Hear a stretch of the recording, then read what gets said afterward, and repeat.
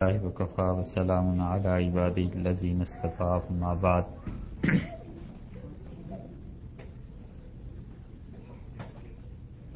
اللہ تعالی نے اپنے تک پہنچنے کی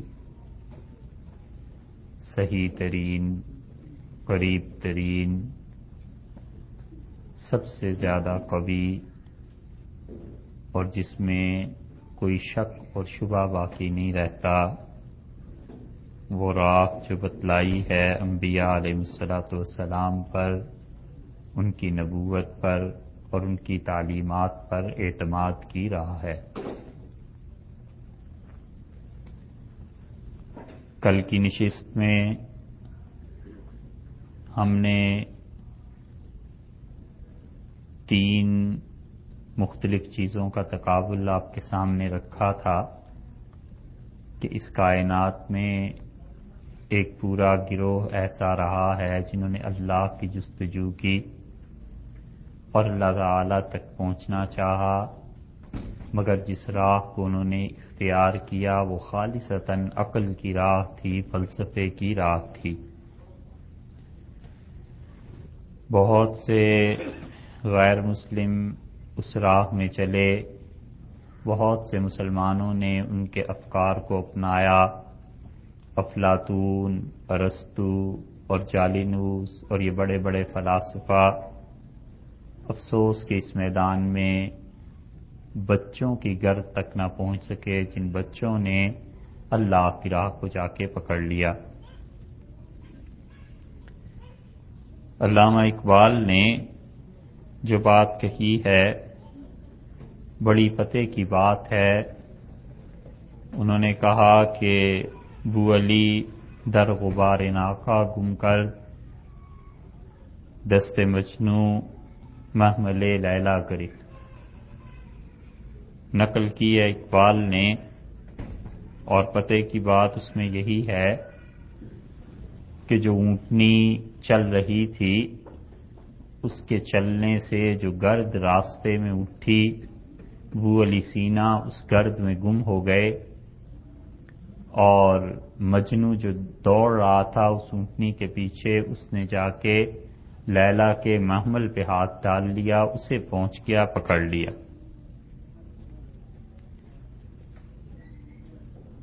پھر وہ جو یونان کے گم کردہ راہ تھے ان کی کچھ سپورٹ مسلمان فلاسفہ سے بھی ہوئی، اور فارابی، کندی اور بو علی سینا اور خاص طور پہ ابن رشد نے ارسطو کے فلسفے کو نئے سرے سے زندہ کیا، اور کہنے والوں نے کہا اور کچھ بیجا نہیں کہا کہ اگر عالم اسلام سے ابن رشد ارسطو کے فلسفے کو دوبارہ زندہ نہ کرتے تو 100 سال پہلے ہی اپنی موت مر جاتا۔ ارسطو کو اتنا بڑا وکیل مل گیا ابن رشد جیسا، جس نے اس کے افکار کو اور ان سب چیزوں کو اسلام کی تعلیمات کے ذریعے روشناس کرانے کی کوشش کی۔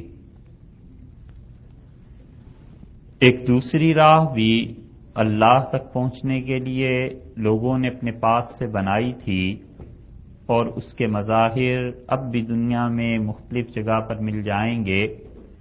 وہ اپنے نفس پہ تشدد تھا اور اپنے تزکیے کے نام سے اپنے آپ کو کچلنا تھا، اور برس ہا برس کی محنتیں اور ریاضتیں، اور اس فلسفے نے اتنا عروج پایا یہاں تک کہ یہ طے ہوا کہ انسان کی نجات اور اس کو جنت میں داخلہ اور اللہ کی رضا اس کے لیے ممکن ہی نہیں ہے جب تک کہ متعدد جنم نہ لے۔ ایک جنم میں کچھ بن گیا، دوسرے جنم میں محنت کر کے کچھ بنا، تیسرے میں کچھ بنا، اور پھر ہوتے ہوتے جتنا اپنے نفس پہ اس نے تشدد کیا، پھر جا کر کہیں اللہ کی راہ ملی اور اس نے شانتی پائی۔ اس راہ پہ صرف کچھ ہندوؤں ہی کی بات نہیں ہے، دنیا کی بہت سی اقوام چلیں، اور وہ دیوانہ جس کے بارے میں اقبال نے کہا تھا کہ اگر ہوتا وہ مجذوب فرنگی اس زمانے میں، اقبال اس کو بتاتا کہ مقام کبریا کیا ہے، وہ جو کبریائی کے مقام کی تلاش میں تھا، نیتشے وہ بھی اسی راہ پر چلا، مگر ان سب کو اس حقیقت کا ادراک ہوا بھی نہیں اور ہو بھی نہیں سکتا تھا کہ اللہ تک پہنچنے کے لیے سب سے بے غبار راستہ نبوت کا ہے، اور نبوت پر اعتماد کیے بغیر اللہ کی راہ کسی کو نصیب نہیں ہوئی۔ ان لوگوں تک وہ راہ اس پہ وہ نہیں چلے، یہ تو حقیقت ہے۔ ہم نے جو اس میں اضافہ کیا کہ وہ پہنچ بھی نہیں سکتے تھے، اس اضافے کی وجہ یہ پیش آئی کہ انسان کے درمیان اور حق کے درمیان کبھی کبھی صرف ایک ہی پردہ باقی رہ جاتا ہے، اور وہ انسان کی انا کا پردہ۔ جب تک انسان کی انا قائم رہے اور وہ اس بات کا اعتراف نہ کرے کہ وہ بشر ہے، اور اس کے لاشعور میں بھی کبھی یہ بات آ جائے کہ میں جو کچھ کہتا ہوں وہ سچ کہتا ہوں، آخری بات میری ہونی چاہیے، میری مہر کے بعد کسی کی مہر نہیں لگنی چاہیے، سب سے بڑی اتھارٹی اور ایتھینٹسٹی کسی نے حاصل کرنی ہے کسی بھی میدان میں تو میں ہوں، یہ میں کبھی کبھی ایک ہی پردہ رہ جاتا ہے حق کے درمیان اور انسان کے درمیان، اور یہ پردہ انسان کو تباہ کر دیتا ہے۔ آگ ہے جس سے انسان کھیلتا ہے، اور آگ سے کھیلنے والا جلے گا، آج جلے یا کل جلے۔ انبیاء علیہ الصلوۃ والسلام نے جس دعوت کو لوگوں کے سامنے پیش کیا بڑی بے غبار تھی، بالکل سادہ تھی، فطرت کے مطابق تھی، اور اسی کے ساتھ رسول اللہ صلی اللہ علیہ وسلم خود مبعوث کیے گئے دنیا میں۔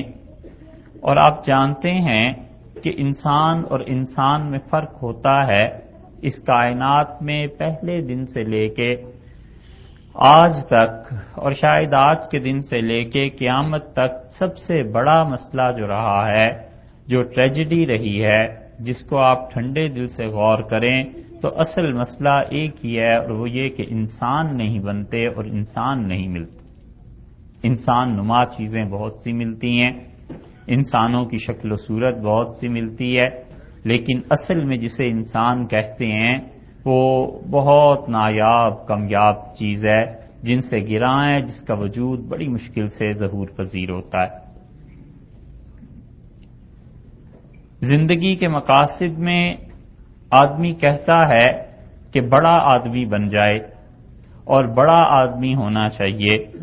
ماں اپنے بیٹے کے لیے کہتی ہے کہ میرا بیٹا بڑا آدمی بنے گا، بڑا نام ہوگا، اور بڑا آدمی، بڑا انسان بننا تو ظاہر ہے بہت دور کی بات ہے۔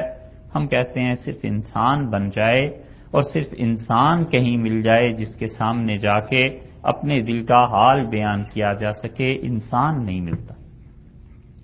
ایک مثال ہے، 20 مرتبہ اسے دہرایا اور پھر بھی کہنے کو جی چاہتا ہے۔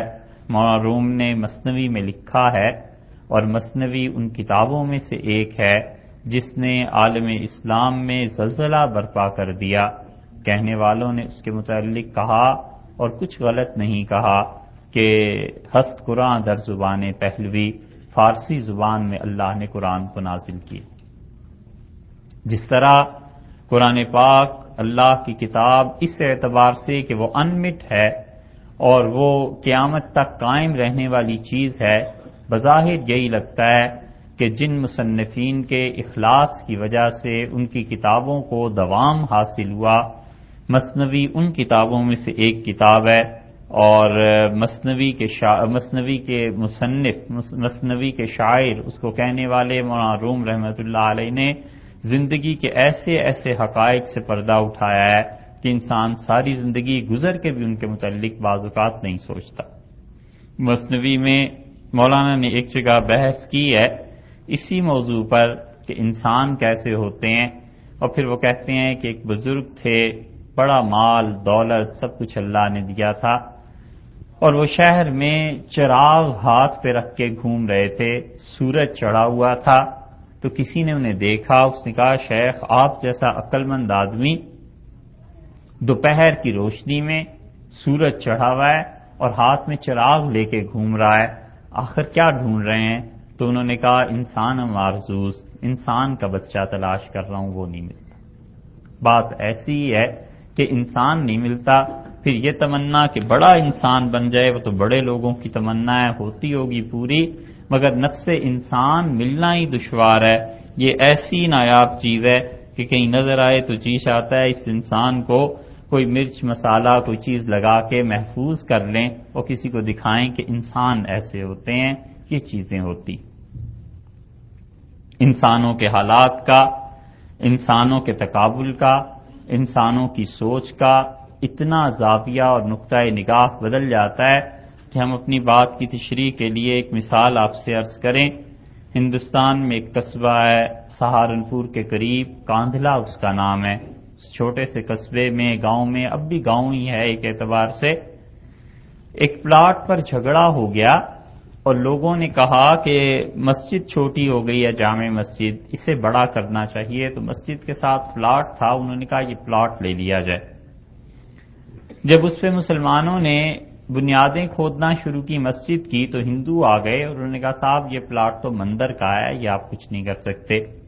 بحث شروع ہو گئی اور وہ بس ایسا اسلام اور کفر کا جھگڑا چلا کہ بس سارا عالم اسلام اسی میں جھونک دیں اور اسلام کی فتح ہی اس میں ہے کہ یہ پلاٹ کسی طرح مل کے رہے۔ تو مقدمہ ہو گیا، عدالت میں جب پہنچے تو عدالت نے گورنر کو کہا کہ کسی مجسٹریٹ کو مقرر کرو یہاں پہ تصفیے کے لیے۔ مجسٹریٹ مقرر ہو گیا اور وہ انگریز تھا۔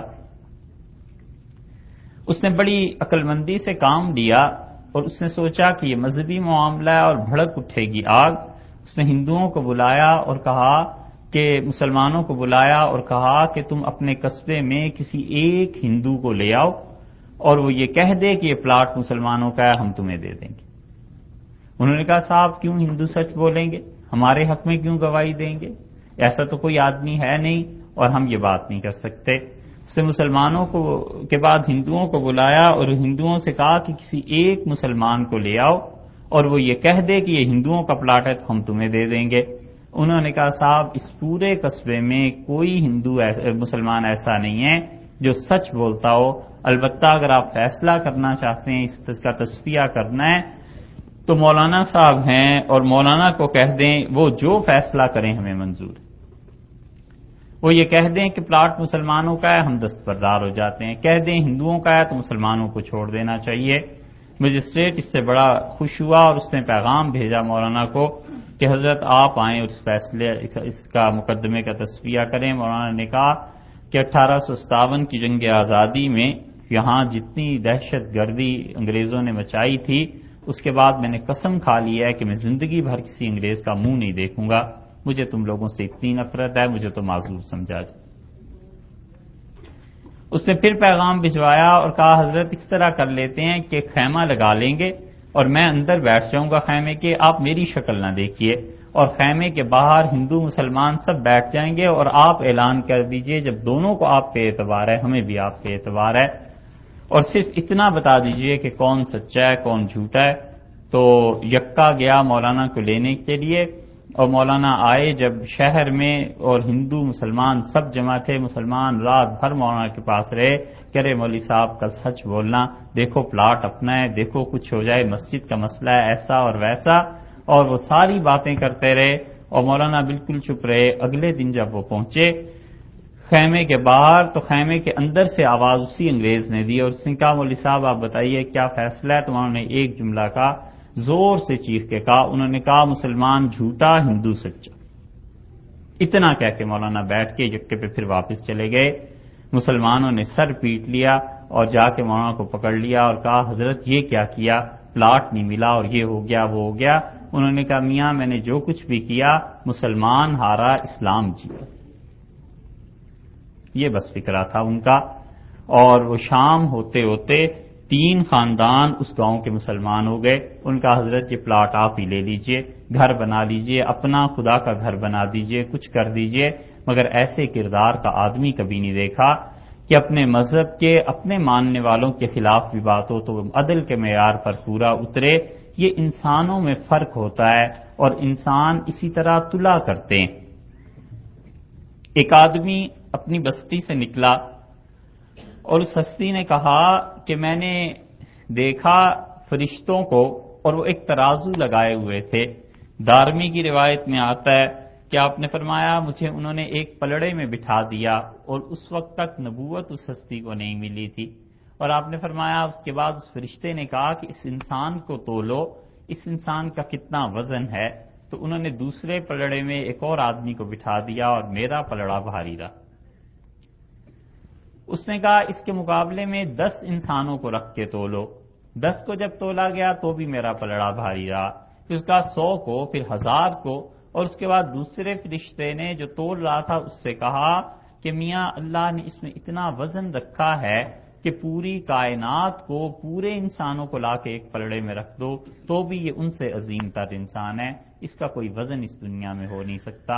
اور یہ ہستی رسول اللہ صلی اللہ علیہ وسلم کی تھی. کائنات میں وہ آئے تھے، سب سے بڑا کارنامہ، سب سے بڑا معجزہ ان کی زندگی کا. آپ پوچھئے، آپ سے کوئی پوچھے، بہت سے لوگ کہتے ہیں کہ قرآن پاک ان کا بہت بڑا معجزہ تھا، اور ایسی کتاب اللہ نے پھر کسی کو نہیں دی. یہ بھی بات سچ ہے. بہت سے لوگ کہتے ہیں شق قمر ایسا معجزہ تھا کہ چاند 2 ٹکڑے ہو گیا، اور کسی ہستی کے لیے ایسے ہوا نہیں ہے، اور یہ بہت بڑی بات تھی. یہ بھی بات سچ ہے. 20 معجزات جو کتابوں میں آئے ہیں لوگ ان کا تذکرہ کرتے ہیں. اور ہم سے کوئی پوچھے کہ رسول اللہ صلی اللہ علیہ وسلم کا سب سے بڑا معجزہ کیا تھا، تو ہم اس بات کو کہتے ہیں اور شرح صدر کے ساتھ اور پورے اطمینان اور پورے یقین کے ساتھ کہ نبی کریم صلی اللہ علیہ وسلم کا سب سے بڑا معجزہ یہ تھا کہ انہوں نے انسان بنائے. اس سے بڑی بات ان کی زندگی میں اور کوئی نہیں. انہوں نے اتنے انسان بنا دیے، اتنے انسان بنا دیے کہ قیامت تک آنے والی باقی دنیا کے لیے وہ ماڈلز تیار ہو گئے. وہ پوری آپ جانتے ہیں ایک آدمی پوری زندگی میں تیار نہیں ہوتا. باپ اپنی ساری محنت، اپنی ساری توجہ، اپنی ساری کوشش، اپنی مال، اپنی جان لگا دیتا ہے کہ کسی طرح بیٹا ایک اولاد ٹھیک نکل آئے، اور بسا اوقات وہ بھی اس کے معیار پر پوری نہیں اترتی. 19-20 کا فرق ہو جاتا ہے، 18-20 کا فرق ہو جاتا ہے. ایک ہیرو پوری زندگی میں تیار نہیں ہوتا. اور رسول اللہ صلی اللہ علیہ وسلم نے تو ان ہیروز کی نرسری لگا دی تھی. ایک سے ایک بڑا آدمی وہ اس دنیا کو دے کے گئے، اور جب وہ دنیا سے تشریف لے گئے تو 1,00,000 سے زیادہ آدمی ایسے موجود تھے جن کے لیے انہوں نے خود یہ کہہ کے مہر لگا دی بے ایہ مقتدیتم اہتدیتم، تم ان میں سے جس کے پیچھے بھی چلو گے اللہ تک پہنچ جاؤ گے، ہدایت مل جائے. ان کے جتنے باہمی اختلافات تھے ان میں وہ سب کے سب اختلافات ہونے کے باوجود آپ نے کہا ان میں سے کسی ایک کی بھی پیروی کر لو، ہم اتنا بڑا سرمایہ چھوڑ کے جا رہے ہیں. یہ سب سے بڑا معجزہ تھا رسول اللہ صلی اللہ علیہ وسلم کا کہ انہوں نے انسان بنائے. ان میں سے ایک ایک انسان اپنے کردار میں اتنا معیار کا تھا، ایک ایک فرد اتنا اونچا تھا کہ کائنات نے اس کے بعد اس کی نظیر نہیں دیکھی. بہت سے لوگوں میں یہ بات چل پڑی ہے کہ 313 ہو جائیں تو فلاں فرقہ فلاں طبقہ غالب آ جائے گا. وہ جن 313 کی بات کرتے ہیں ان 313 میں سے ایک بھی اس دنیا میں دوبارہ زندہ ہو کے آ جائے تو ہمیں یقین ہے کم سے کم کہ کائنات کی حالت پر فرق پڑ جائے گا. اس کے ساتھ جو برکات اللہ کی نازل ہوں گی، اس کا دماغ، اور سب سے بڑی بات اس کا دل جو اندر ہے، اس کی مثال دنیا میں دوبارہ نہیں ملتی. رسول اللہ صلی اللہ علیہ وسلم نے یہ جو نرسری تیار کی تھی، یہ جو ہیروز بن گئے تھے، یہ صرف مرد ہی نہیں تھے، عورتیں بھی تھیں، اور عورتیں اور مرد ہی نہیں، بچے بھی تھے. جس آدمی پر ان کی نگاہ پڑ گئی اور وہ مسلمان تھا، یا اس انسان نے اسلام کی حالت میں آپ کو دیکھ لیا، اس کا کایا کلپ ہو گیا، اتنا تبدیل ہو گیا کہ جو چند لمحے پہلے کائنات میں انسانوں میں برا شمار کیا جاتا تھا وہ ان میں سے بہترین ہو گیا. رسول اللہ صلی اللہ علیہ وسلم نے، مسلم کی روایت میں ہے کہ آپ نے فرمایا ان الناس کمعادن، لوگ تو کانوں کی طرح ہوتے ہیں، کمعادن الذهب والفضہ، جس طرح سونے کی کانیں ہوتی ہیں، جس طرح چاندی کی کانیں ہوتی ہیں. اور یاد رکھو تم میں سے وہی شخص اسلام لا کر بہترین آدمی بنے گا جو زمانہ جاہلیت میں بہترین تھا، اذا فقہوا، جب اس دین کو سمجھ جائیں. صلاحیتیں وہی ہیں، جذبات وہی ہیں، سب چیزیں وہی ہیں، لیکن لمٹس اس کی مقرر نہیں ہیں۔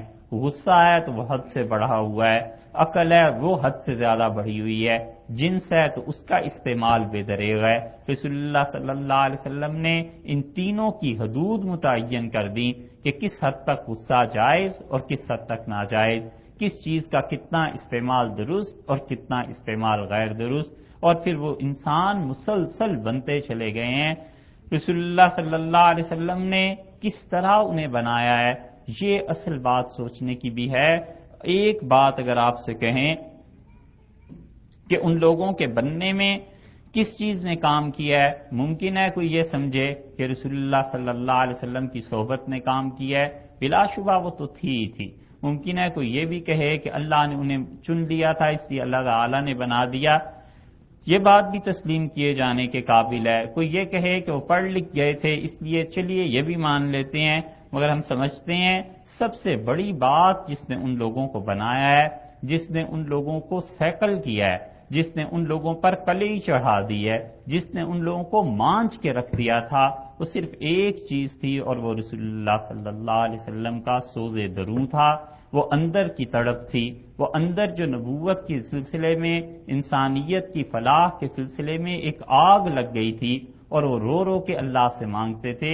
بس یہ اندر کا درد اور اندر کی تڑپ، یہ ایسی زبردست چیز تھی کہ اس نے ہزاروں اور 1,00,000 کے قریب آدمیوں کو بنا دیا۔ وہ راتوں کا مانگنا بھی اسی لیے تھا، وہ دن کی سرگرمیاں بھی اسی لیے تھیں، وہ بے چینیاں بھی اسی لیے تھیں، حتیٰ کہ اللہ نے قرآن میں اعتراف فرمایا اور اللہ تعالی نے کہا کہ لعلک باخع نفسک، آپ تو اس غم میں اپنی جان دے دیں گے کہ لوگ کیوں نہیں مسلمان ہوتے۔ اللہ تعالیٰ نے دوسری جگہ پر فرمایا وقیل ہی یا رب، اور آپ کا بار بار یہ کہنا کہ ہائے میرے رب، ہائے میرے پروردگار، لوگوں کو ٹھیک کر دے، لوگوں کی اصلاح فرما دے، ہمیں قسم ہے اس جملے کی یہ جو آپ بار بار کہتے ہیں۔ رسول اللہ صلی اللہ علیہ وسلم کو اللہ نے عزت دی تھی، لوگوں کی نظر میں صرف ایسے ہی نہیں تھا، وہ خود اللہ کے ہاں بھی بڑے معزز تھے، خدا کے ہاں خود بڑی عزت تھی ان کی۔ وہ واحد ہستی ہے جس کے متعلق اللہ نے کہا ہے لامرک، اور مجھے آپ کی جان کی قسم۔ اللہ تعالیٰ بھی کبھی اس کا محتاج ہے؟ یقیناً نہیں، لیکن یہ صرف عزت اور اپنے ساتھ تعلق کے اظہار کی وجہ سے کہا ہے کہ لامرک، اور ہمیں اپنی جان کی قسم۔ اس قوم کا یہ حال ہو رہا تھا، کسی قوم کے متعلق فرمایا ہے تو بات وہ ہے کہ رسول اللہ صلی اللہ علیہ وسلم کے اندر جو تڑپ تھی نا کہ کسی طرح لوگ کیوں نہیں مسلمان ہوتے، لوگ کیوں نہیں صحیح راستے پہ آتے، اس تڑپ نے بنا دیا تھا۔ ایک ایک فرد کو اللہ سے مانگتے رہے ہیں، اور اللہ نے اپنی عادت کریمہ اور سنت قدیمہ کے مطابق ڈھیروں انسان ان کے دامن میں لا کے بچھا دیے، اور قیامت تک رہنے والے لوگوں کے لیے وہ کافی۔ ہم کبھی انصاف سے سوچیں اور ہم کبھی اپنے گریبان میں جھانک کر دیکھیں، ہم جتنی اسلام کے لیے ایفرٹس کرتے ہیں، جتنی کانفرنسز ہوتی ہیں، جتنے مقالے لکھے جاتے ہیں، جتنے فتوے دیے جاتے ہیں، کیا ہمارے دل میں بھی کبھی اتنا درد پیدا ہوا ہے کہ ہم اس زمین پہ امریکہ میں برسا برس سے رہ رہے ہیں، کبھی ہمارے دل میں بھی یہ آگ لگ گئی ہو کہ خدایا یہ سب کفر پہ مشتمل بستیاں ہیں اور اللہ یہ تباہی کی طرف جا رہی ہیں، خدایا تو ان کا فیصلہ ہدایت کے لیے کر دے، اور خدایا انہیں اسلام کو ان کے ذریعے تقویت دے۔ کتنے فیصد ایسے ہیں جن کے اندر یہ آگ لگی ہوئی ہو، اور کتنے فیصد ایسے ہیں کہ سوز دروں نے کبھی پوری زندگی میں ایک شب چین سے نیند نہ کرنے دی ہو، اور یہ احساس بار بار اٹھا دیتا ہو کہ لوگوں کا کیا بنے گا، یہ کس طرف جا رہے۔ یہ سوز دروں تھا۔ اس سوز دروں سے بہتر لفظ ہمیں نہیں میسر، وگرنہ وہ آپ سے عرض کریں یہ رسول اللہ صلی اللہ علیہ وسلم کا رات رات بھر جاگنا تھا، اور وہ جگنا اسی لیے تھا کہ انسان بنے، کسی طرح انسانیت ہو اور انسان میسر آئیں۔ ان انسانوں میں کوئی ایک مثال، کوئی دو مثال، کوئی 3 مثالیں، کتنی مثالیں ہیں، اتنی کہ لا تعداد، اور ان کو گنا نہیں جا سکتا۔ ان میں ہر شخص مکمل انسان تھا، اور ہر شخص کی ادائیں انسانیت کا معیار بن گئی تھیں۔ وہ اتنے بڑے لوگ ہو گئے تھے کہ بلا مبالغہ، اس لیے نہیں کہ ہم چونکہ مسلمان ہیں لہٰذا ان کی تعریف کریں، بنظر انصاف دیکھنا چاہیے کہ وہ لوگ اتنے بڑے لوگ تھے کہ ان کو دیکھ کر پیمانے اور معیار مقرر کیے جاتے تھے، یہ نہیں ہے کہ انہیں معیار اور پیمانے پہ تولا جاتا۔ اللہ نے اتنا کرم کیا تھا اس معاملے میں، کسی ایک ہستی کو آپ دیکھ لیجئے، ان سب کا حال ایسا ہی ہو گیا تھا کہ جس چیز سے اللہ نے منع کر دیا ہے وہ رک گئے، جس چیز کا اللہ نے حکم دیا اس کی اطاعت ہونے لگی ہے۔ یہ رسول اللہ صلی اللہ علیہ وسلم کے بعد خلافت ملی ہے حضرت ابوبکر رضی اللہ عنہ کو، اور مسلمانوں نے اپنا امیر انہیں مقرر کر لیا تھا۔ حضرت ابوبکر رضی اللہ عنہ سب کچھ ہونے کے باوجود اور اتنا احترام اور ادب، ایک آدمی نے ان کے منہ در منہ کھڑے ہو کے انہیں برا بھلا کہا ہے۔ ایک صحابی رضی اللہ عنہ کہتے ہیں میں نے حضرت ابوبکر رضی اللہ عنہ سے کہا کہ آپ مجھے اجازت دیں میں اس کی گردن اڑا دوں، یہ آپ کو اس طرح برا بھلا کہہ رہا ہے۔ حضرت ابوبکر رضی اللہ عنہ کا ماں ہو چھوڑ دے، ایسی بات کرتے ہو؟ اور پھر مجھ سے فرمایا تمہیں پتہ نہیں ہے صرف رسول اللہ صلی اللہ علیہ وسلم ایسے تھے کہ ان کو کوئی برا بھلا کہے تو وہ قابل گردن زدنی ہے، ان کے بعد دنیا میں کوئی ایسا نہیں ہے جس کی توہین کی جائے اور کرنے والے کو قتل کر دیا جائے۔ نفس کا ذرا بھی شائبہ ہوتا اور اندر کوئی علیاذ باللہ کھوٹ موجود ہوتی تو اس سے زیادہ کون سے اچھے مواقع تھے کہ لوگوں پہ اپنا روب قائم کیا جائے اور لوگوں کو بتایا جائے کہ ہمارا بھی کوئی مقام ہے، ہمارا بھی کوئی معاملہ ہے۔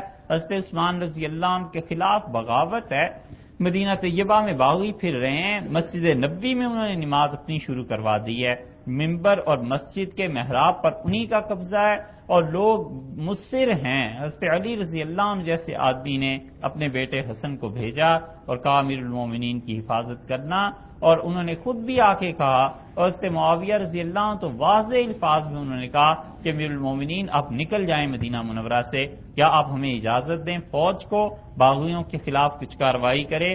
انہوں نے کہا مدینہ منورہ اور رسول اللہ صلی اللہ علیہ وسلم کا شہر اور مسلمانوں کا خون، خدا کی قسم عثمان کا خون کم درجے کا ہے، مسلمانوں کا خون زیادہ درجے کا۔ قطعاً نہیں مانا، انہوں نے ان باغیوں کے خلاف فوج کو ایکشن لینے کی بالکل قطعاً ممانعت کر دی۔ انہوں نے کہا کچھ ہو جائے رسول اللہ صلی اللہ علیہ وسلم کے شہر میں خون نہیں بہے گا۔ یہ ہے وہ بے نفسی اور یہ ہے اپنے آپ کو کچھ نہ سمجھنا۔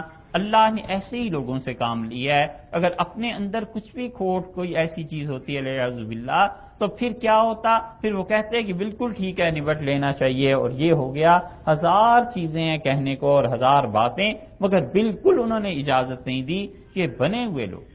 حضرت عمر رضی اللہ عنہ کو دیکھیے، اللہ نے انسانیت کا وہ معیار ان میں رکھا تھا کہ رسول اللہ صلی اللہ علیہ وسلم نے بڑے واضح لفظوں میں ان کی عظمت کا اعتراف فرمایا اور فرمایا کہ لو کان بعدی نبیا لکان عمر، اگر میرے بعد کسی کو نبوت ملتی تو عمر رضی اللہ عنہ کو مل جاتی۔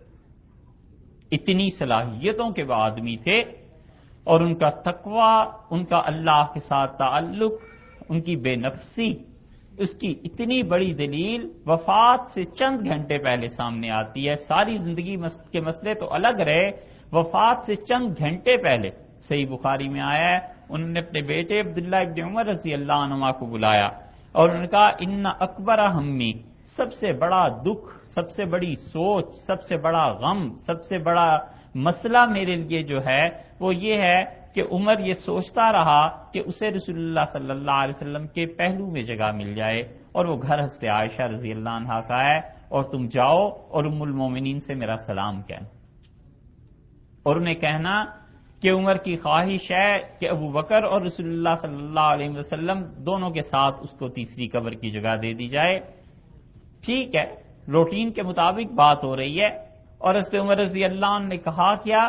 انہوں نے کہا جا کر انہیں کہنا کہ عمر نے کہا ہے، یہ اپنے بیٹے کو سمجھا رہے ہیں، اور یہ نہ کہنا کہ امیر المومنین نے کہا ہے آج کے دن میں نے تم لوگوں کا کام نہیں کیا، بستر پر پڑا ہوں، لست یومئذ امیر المومنین، آج میں امیر المومنین نہیں رہا، میں نے کوئی کام نہیں کیا اس لیے آج تمہارا امیر بھی نہیں رہا۔ یہ تقویٰ ہے اس شخص کا جس کی ساری زندگی خلافت کے ساتھ گزری ہے، اور وہ کہتا ہے وفات سے پہلے کہ میں اب تمہارا امیر نہیں ہوں، آج میں نے کام نہیں کیا۔ لوگ مثالیں دیتے ہیں دیانتداری کی، خود صحابہ کرام رضی اللہ عنہ میں جو ٹاپ کی مثالیں ملتی ہیں ان میں سے ایک ہے، اور عبداللہ ابن عمر گئے، اور یہ عدل ہے حضرت عمر رضی اللہ عنہ کا، آپ دیکھیے۔ اور جو دوسری بات انہوں نے کہی ہے، کوئی جواب ہے اس کا؟ وہ واپس آئے تو عبداللہ ابن عمر رضی اللہ عنہ کہتے تھے کہ ان کی نگاہیں دروازے کی طرف لگی ہوئی تھی، تو مجھے دیکھا تو مجھے کہا کہ کیا ہوا؟ میں نے کہا میں نے آپ کی بات ان سے عرض کی ہے، اور حضرت عائشہ رضی اللہ عنہ نے کہا کہ میں اپنی جان کی قربانی دے کے عمر رضی اللہ عنہ کو وہ جگہ ضرور دے دوں گی، یعنی میری جان ان پہ قربان، دوسرے لفظوں میں آسان بات یہ کہیے۔ تو حضرت عمر رضی اللہ عنہ کو اطمینان ہوا، انہوں نے سانس لیا گہرا، یہ ہے عدل کی بات، اور کہا دیکھو میرے بیٹے، جب میرا انتقال ہو جائے اور کفن دفن سے فارغ ہو جاؤ تو میرا جنازہ لے جا کر اس دروازے پر رکھ دینا اور پھر ام المومنین سے پوچھنا، ایسے نہ ہو کہ انہوں نے میری زندگی میں اجازت دے دی اور بعد میں ان کا ارادہ بدل جائے، تو اگر وہ نہ کر دیں پھر مجھے عام مسلمانوں کے ساتھ دفن کر دینا۔ یعنی اتنا بھی دوسرے کی طبیعت پہ پریشر نہیں ڈالا، دوسرے پر اپنی امارت کا روب نہیں ہے، ذرہ برابر بھی بات نہیں ہے، بس عام مسلمانوں میں سے ایک اپنے آپ کو سمجھتے تھے۔ فرمایا جنازہ رکھ کے ان سے پوچھنا پہلے وہ اجازت دیتی ہیں یا نہیں دیتی۔ یہ عدل دنیا میں کہیں مل سکتا ہے؟ یہ سب کی سب تربیت تھی رسول اللہ صلی اللہ علیہ وسلم کی، اس لیے اور اسی لیے حضرت عمر رضی اللہ عنہ کے پاس جب ایران کا مال آیا اور ایران سے کی فتوحات کے بعد اتنا سونا، اتنی چاندی، اتنے جواہرات آئے کہ وہ چھوٹی چھوٹی پہاڑیاں بن گئیں، مسلمانوں نے کبھی اتنا مال دیکھا نہیں۔ وہ جو چیز اسلام کو زندہ کرتی ہے وہ اور ہے، یہ دماغ کے راستے سے اور دماغ کی مباحث سے کام نہیں چلا کرتے، کام چلا کرتا ہے اسلام کا دل کے طریقے سے اور دل کی لگن سے۔ جب تک دل نہ بن جائے اور جب تک دل میں خود تڑپ نہ پیدا ہو جائے اور جب تک دل میں اتنا زور اور دل کی بنیاد پر اس کے نالے اللہ کے عرش کو جا کے نہ ہلا دیں، کام نہیں چلا گا۔ جس اسلام کی فکر میں ہم اس زمین میں چلے ہیں کہ ہم دماغ کے بلبوتے پر لوگوں کو مسلمان کریں اور لوگوں کو اسلام کی دعوت دیں، آپ معاف کیجئے، دماغ میں قومیں کہیں زیادہ ہم سے آگے نکل گئی ہیں۔ انہوں نے اپنے دماغ کی بنیاد پر اتنی ترقیات کر لی ہیں کہ ہم ان کے دماغ کو چھو بھی نہیں سکتے، لے دے کے ایک متاع رہ گئی ہے اور وہ دل ہے۔ جب یہ بن جاتا ہے پھر لوگوں کو بھی کھینچتا ہے، پھر اللہ کے فیصلے بھی تبدیل ہوتے ہیں۔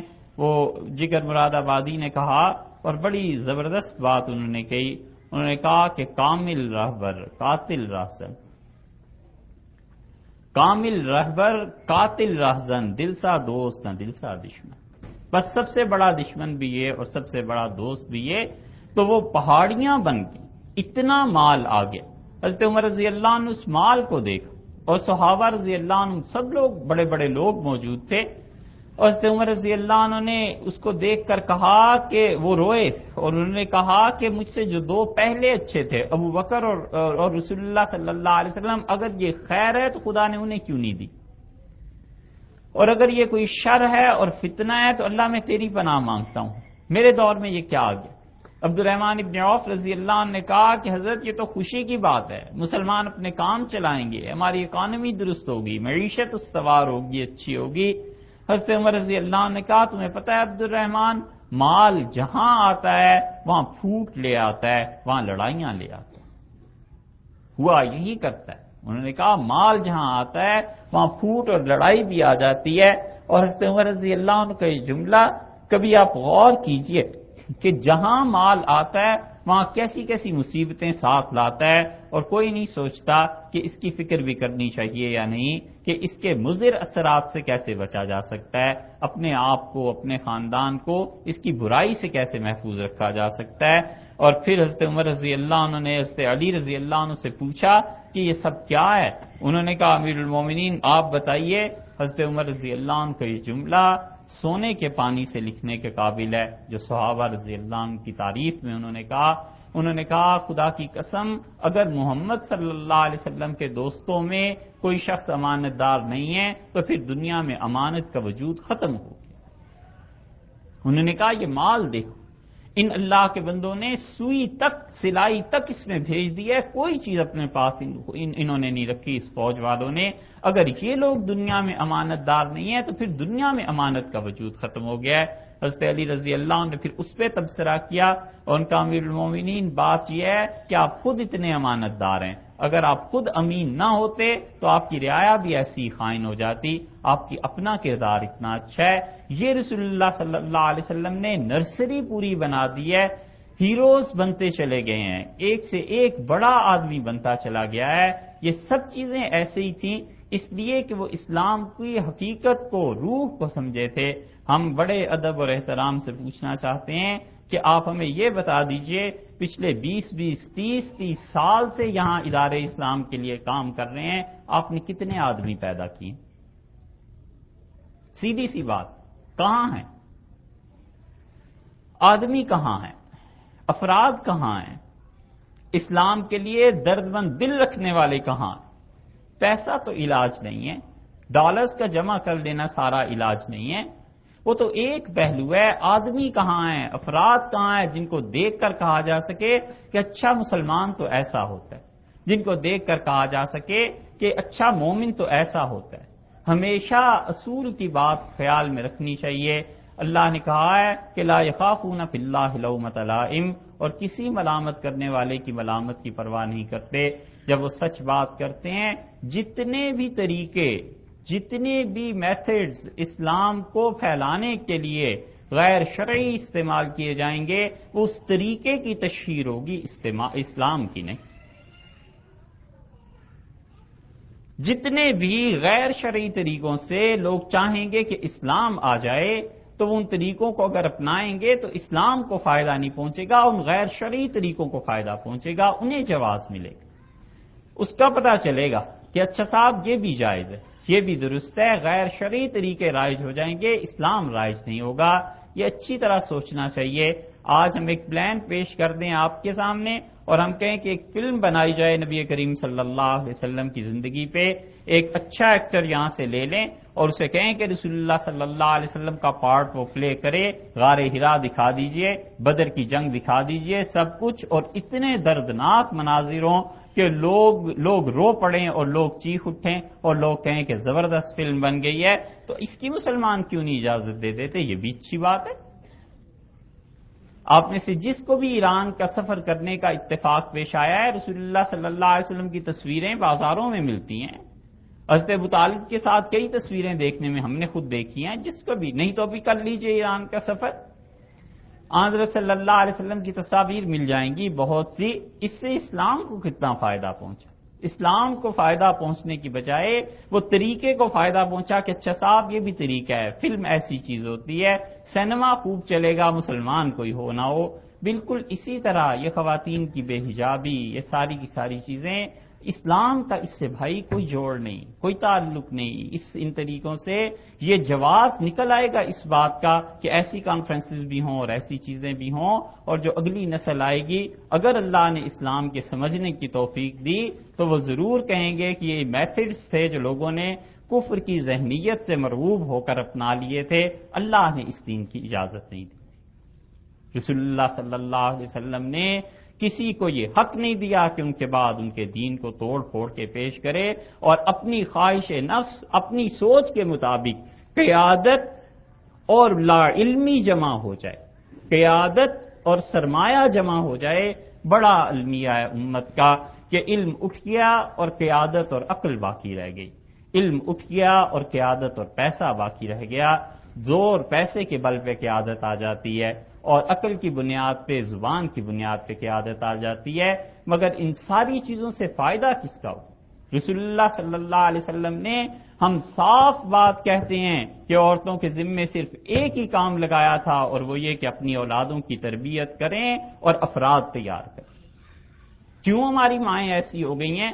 اب کوئی صلاح الدین ایوبی کی ماں نہیں رہی، اب کوئی مولانا اسماعیل شہید کی ماں نہیں رہی، اب کسی کے گھر سید احمد شہید پیدا نہیں ہوتے، اب مجدد الفسانی کی تربیت کرنے والی کوئی ماں نہیں رہی. رسول اللہ صلی اللہ علیہ وسلم نے کیا یہ نہیں کہا تھا کہ تم آج دودھ پلانے سے اپنے بچے کو انکار کرتی ہو اور اس کا نقصان تمہارے بیٹے کا 18 سال کے بعد ظاہر ہوگا، جب وہ گھوڑے کی پیٹھ پر جم کے نہیں بیٹھ سکے گا، جہاد نہیں کر سکے. ماں کے دودھ نہ پلانے کا نقصان فرمایا تھا 18 سال بعد ظاہر ہوگا. مائیں کہاں ہیں؟ اس امت کو ڈبو دینے والی یہ خواتین ہیں جنہوں نے اولاد کی تربیت چھوڑ دی ہے، پرورش چھوڑ دی ہے۔ ہمیں بتائیے کدھر ہیں مولانا الیاس صاحب رحمۃ اللہ علیہ، کدھر؟ ہمارے شیخ، ہمارے محترم حضرت مولانا ابوالحسن علی ندوی نے جب کتاب لکھی رحمۃ اللہ علیہ نے، تو شیخ کہتے تھے میں اپنی کتاب سیرت سید احمد شہید رحمۃ اللہ علیہ لے کے مولانا الیاس صاحب کے پاس کیا۔ ہمیں کسی جماعت کی فیور نہیں کرنی اور کسی جماعت کی مخالفت بھی نہیں، ہم تو سیدھی سادھی بات آپ سے کہتے ہیں، اس کا رزلٹ کیا ہے؟ نہیں آئیں گے نہ صحیح۔ پہلے کون سی ایسی بات ہے؟ صاف سی بات ہے۔ حضرت کہتے تھے میں اپنی کتاب لے کے گیا حضرت مولانا الیاس صاحب رحمۃ اللہ علیہ کے پاس، اور حضرت نے مجھے کئی دن بعد کتاب پڑھ کے کہا کہ مولوی صاحب آپ کی اس 2 جلدوں کی کتاب سے میری معلومات میں ذرہ برابر اضافہ نہیں۔ میں نے کہا حضرت یہ تو ہم نے بڑی تحقیق سے لکھی۔ فرمایا مولوی صاحب یہ ساری باتیں ہم نے اپنی نانی دادی والدہ سے سید صاحب کی ساری داستان سنی ہوئی ہے، ہمارے علم میں تو کوئی اضافہ نہیں۔ وہ مائیں تھیں جو اپنی اولادوں کو سید صاحب رحمۃ اللہ علیہ کی جدوجہد سناتی تھی، وہ مائیں تھیں جو کہتی تھیں کہ تمہارے آباء و اجداد ایسے تھے، وہ مائیں تھیں جو اپنے اسلاف کا بتاتی تھیں کہ ایسے تھے۔ آپ کو ہم بالکل ایک مختصر سی بات بتاتے ہیں، ہم نے اتنا فلسفے کا مطالعہ کیا، یہ ان کیسٹس میں ہے، کل جو تقابل کرتے رہے تو ہم سوچتے رہے یہ فلسفے پہ لانے والی اور نبوت پر اعتماد، نبوت کی راہ، اس فلسفے کی کاٹ جو حضرت مجدد الفسانی رحمۃ اللہ علیہ نے کی ہے، اس سب پڑھنے کے محرک صرف ایک چھوٹی سی بات تھی، اور وہ یہ کہ ہماری والدہ بچپن میں کہتی تھی ارسطو بنوں گا، سکندر بنوں گا۔ وہ ہمیں یاد رہا کہ والدہ یہ کہتی تھی یہ ارسطو کیا چیز تھا۔ ہم نے جب ارسطو کو پڑھنا شروع کیا تو پھر احساس ہوا کہ اوہو ارسطو کا یہ فلسفہ تھا۔ پھر اس کے رد میں پڑھا کہ اس کا رد کیا ہے، پھر ابن رشد کو پڑھا، پھر حضرت مجدد رحمۃ اللہ علیہ کو پڑھا۔ یہ سب کی سب چیزیں جو پڑھنے میں آئی ہیں یہ اسی وجہ سے آئی ہیں کہ ماں کی تربیت ایسی تھی۔ رسول اللہ صلی اللہ علیہ وسلم نے خواتین کے لیے معاش کا نہیں فرمایا، نبی کریم صلی اللہ علیہ وسلم نے عورتوں کے متعلق یہ کہا ہے کہ اپنی اولاد کی بہترین تربیت کریں، بہترین انسان بن کے سامنے آنا چاہیے۔ صحابہ کرام رضی اللہ عنہم بھی آپ کو یہ ملے، ایک عورت جو رسول اللہ صلی اللہ علیہ وسلم کے ہاں آئی تھی، اور جس عورت نے نبی کریم صلی اللہ علیہ وسلم کی صحبت میں رہی ہے وہاں بات ایک ہی ہوئی۔ رسول اللہ صلی اللہ علیہ وسلم نے فرمایا تمہاری اولاد، اپنی اور حتیٰ کہ حضرت صفیہ رضی اللہ عنہ کہتی ہیں میں نے اپنے بیٹے کو مٹھی بند کر کے بلایا اور میں نے کہا میرے بیٹے ادھر آ، کھجور لے لے، تو رسول اللہ صلی اللہ علیہ وسلم دیکھتے رہے، اور نبی کریم صلی اللہ علیہ وسلم نے دیکھا، میں نے مٹھی کھولی، میرا بچہ جب آیا تو کھجور تھی، آپ نے کہا صفیہ اگر تم نے اپنے بچے کو ویسے ہی بلایا ہوتا دھوکہ دے کے اللہ تمہارا نام ضرور جھوٹی عورتوں میں نکلے، کیونکہ بچے کی تربیت میں یہ بات آ جاتی کہ اچھا بلانے کا ایک طریقہ یہ بھی ہے، کام کرنے کا ایک طریقہ یہ بھی ہے۔ رسول اللہ صلی اللہ علیہ وسلم کو ان نسلوں کی حفاظت کا اور جو آئندہ نسلیں آ رہی تھیں ان کی تربیت کا اتنا احساس تھا۔ یہ بچے کہتے ہیں صحابہ کرام رضی اللہ عنہ جو چھوٹی عمر کے تھے، وہ کہتے ہیں رسول اللہ صلی اللہ علیہ وسلم تشریف لے جا رہے ہوتے تھے اور وہ رک جاتے تھے، ہمیں سلام کرتے تھے، اور ہم کھیل رہے ہوتے تھے، ہماری طرف دیکھ کے خوش ہوتے تھے، تک یہ بچے کل کو انہوں نے قوم کو سنبھالنا ہے، مگر ماں بس وہ ہے بہترین چیز جو امتوں کو استوار کر سکتی ہے، اور عورت ہے جس کے اندر کا درد عمر رضی اللہ عنہ کے اسلام کا سبب بن گیا تھا۔ آپ آخری بات آپ سے عرض کریں، آپ نے گورباچوف کی کتاب کو اگر پڑھاؤ تو اسٹرائکا انہوں نے ایک کتاب لکھی ہے روس کے حالات پہ، روس کے ٹوٹنے کے اسباب پہ، وہ کچھ بھی ہوں سیاسی، وہ آپ حضرات ہم سے بھی بہتر جانتے ہیں۔ انہوں نے اس کے 4تھے چیپٹر میں ایک بڑی عجیب بات لکھی، انہوں نے کہا پورے روس کے ٹوٹنے کا جو سبب ہے اور یورپ کے زوال کا وہ یہ کہ ہماری نسلوں کی تربیت نہیں ہوئی اور ہم نے عورتوں کو گھروں سے نکال کے سروسز میں اور ان چیزوں میں داخل کر دیا ہے۔ کسی طرح ہم ان گھروں میں واپس لے آئیں اور ان کی تربیت کریں تاکہ آئندہ سے اولاد کی تربیت ہو جائے۔ ہم پھر درخواست کرتے ہیں کہ ہمیں مائیں چاہیے، ہم پھر درخواست کرتے ہیں کہ ہمیں اچھی مائیں چاہیے۔ ہم چاہتے ہیں نسلیں پیدا ہوں، لیکن یہ کوئی صورت ممکن نہیں ہے جب تک کہ عورتیں نہ توجہ دیں، جب تک کہ وہ سید احمد شہید رحمۃ اللہ علیہ کی یہ تربیت نہ کرنے والی ہوں، جب تک وہ مجدد الفسانی اور شاہ ولی اللہ رحمۃ اللہ علیہ جیسے افراد پیدا نہ کریں اور تربیت نہ کریں۔ تب تک اس سیرت کے پیغام ناممکن ہے. اللہ آپ کو اور ہمیں عمل کی توفیق دے، اور کوئی ایسی بات ہو گئی ہو تو ہم معذرت ہوں. السلام.